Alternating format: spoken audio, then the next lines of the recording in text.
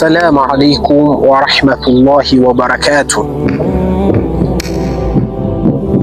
Kwanza tunamshukuru Allah subhanahu wa ta'ala na kuzitaka sala na salamu zimwendee Mtume Muhammad sallallahu alayhi wasallam pamoja na watu wa nyumbani kwake na masahaba zake na Waislamu watakaoshikamana na mwenendo wake hadi siku ya malipo. Na ndugu Waislamu, leo tukiwa tarehe 1 mwezi wa Shaaban ni mwaka wa 1447. Leo tumeianza mashallah Shaaban, na leo nakumbushia kunako, je, Mtume sallallahu alaihi wasallam alikuwa akifika ndani ya mwezi huu alikuwa akijishikaje? Alikuwa akifanyaje? Hadith inatoka kwa Aisha radhiyallahu anha. Aisha radhiyallahu anha qalat, anatuambia lam yakun an-nabiy sallallahu alayhi wasallam yasumu shahran akthara min Sha'ban. Mtume sallallahu alayhi wasallam hakuwahi kufunga mwezi wowote zaidi ya mwezi wa Sha'ban, akimaanisha ya kuwa huu mwezi Mtume sallallahu alayhi wasallam ndio mwezi ambao alikuwa akifunga sana, kikifirisha sana ibada za sunna, ibada za sunna za kufunga. Aisha anasema kana Mtume sallallahu alayhi wasallam kana yasumuhu illa qalila, alikuwa akifunga mwezi huu isipokuwa siku chache. Hadithi hii inatuonesha kuwa Mtume sallallahu alayhi wasallam alikuwa akiufunga sana mwezi wa Shaaban isipokuwa siku chache sana. Bimaana ndani ya mwezi wa Shaaban Mtume sallallahu alayhi wasallam alikuwa akifunga siku nyingi sana. Na kwa nini Mtume sallallahu alayhi wasallam alikuwa akifunga siku nyingi sana ndani ya mwezi wa Shaaban? Ni hadith inatoka kwa Usama bin Zayd radhiyallahu anhu.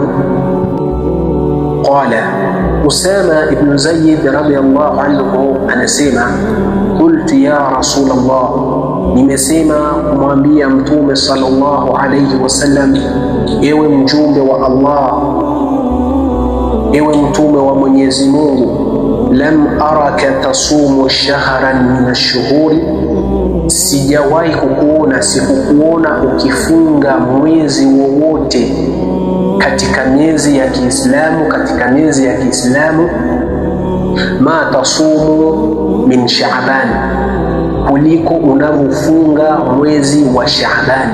Bimaana Usama alimuona Mtume sallallahu alayhi wasallam, alikuwa akimuona Mtume sallallahu alayhi wasallam akifunga sana ndani ya mwezi wa Shaaban. Ndio maana kamuuliza Mtume, ya Rasulullah, mimi sijawahi kukuona ukifunga sana ndani ya miezi mingine kuliko mwezi wa Shaaban. Mtume sallallahu alayhi wasallam faqala, akamjibu kumwambia, dhaka shahrun yaghfulu an-nasu anhu baina Rajabin wa Ramadana, ni mwezi ambao, mwezi wa Shaaban ni mwezi ambao watu wengi wanaupuuza, ni mwezi ambao watu wengi wanaupuuza baina ya Rajab na Ramadhan. Mwezi huu watu wengi wanaupuuza. Wa huwa shahrun turfa'u fihi al-a'mal ila rabbil alamin. Mtume sallallahu alayhi wasallam akaendelea kumwambia, na ni mwezi ambao vitendo, amali za wanadamu kupandishwa, kuunuliwa kwa Allah subhanahu wa ta'ala. Fa uhibbu an yarfa'a amali wa ana sahib. Mtume sallallahu alayhi wasallam akasema, na mimi ninapenda sana matendo yangu yapandishwe kwa Allah subhanahu wa ta'ala, hali ya kuwa mimi ni mwenye kufanya nini? Ni mwenye kusaumu. Hadithi imepokelewa kwa An-Nasai. Na ndugu zangu Waislamu, Imam Nawawi rahimahullahu ta'ala anatuambia kunako hadithi hii, fi hadha alhadithi, katika hadithi hii bayanu fadilati saumi fi Shaaban, inabainisha ubora wa kufunga mwezi wa Shaaban. Wa annahu turfa'u fihi al-a'mal ila Allah ta'ala, ni kwa sababu ndani ya mwezi huu wa Shaaban amali za mwanadamu kupandishwa kwa Allah subhanahu wa ta'ala. Fayustahabu an yakuna al-insana fihi ala afdal hali. Imam Nawawi anasema rahimahullahu ta'ala, inapendekezwa mwanadamu kuwa na hali iliyokuwa bora, hali ya ibada katika mwezi huu wa Shaaban.